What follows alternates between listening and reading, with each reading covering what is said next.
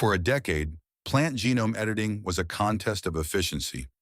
How often a tool could cut, how cleanly it could swap a single base. That era is ending. The frontier now is something harder, turning a precise edit into a real, deployable crop. This review steps back from raw molecular efficiency to ask a different question.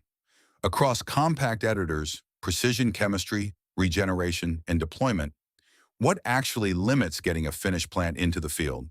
The answer reorders the whole discipline. Start with the editors themselves. A new generation of compact nucleuses, IscB, TnpB, and Cas-derived miniatures, are small enough to slip past delivery bottlenecks that block the bulky originals. And PAM engineering has widened the genome's addressable space. So far, fewer targets remain out of reach. Then there's precision. Base editing rewrites single letters of DNA without a double-strand break.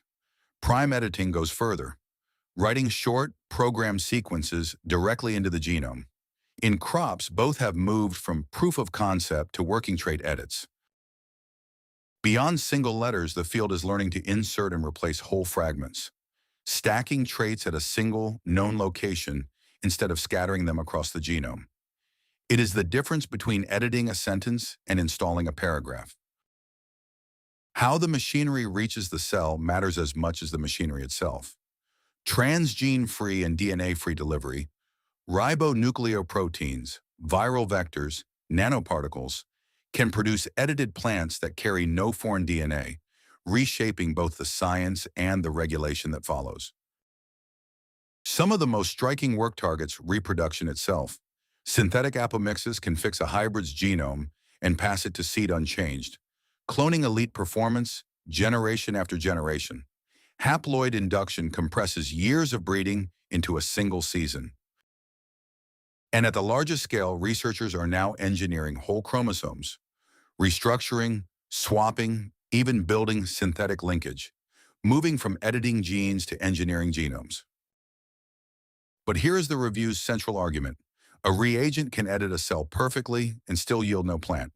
Transformation and regeneration, coaxing an edited cell back into a whole, fertile organism, remain the true bottleneck, and they depend heavily on genotype.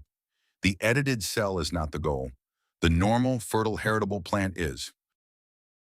So the paper proposes a deployment-readiness framework, a structured way to score a technology across every stage from edit to field, with explicit denominators, evidence tiers, and honest uncertainty, separating what has been demonstrated in plants from what has only been shown elsewhere. That discipline matters because the market is moving.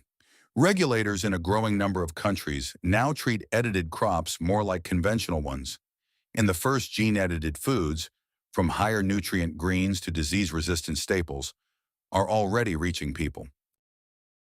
The trajectory is clear, from genome editing toward predictive crop design, where an edit's effect on a finished plant can be anticipated, not merely attempted.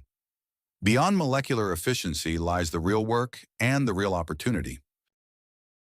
Plant genome editing, beyond molecular efficiency, a cipher-built review.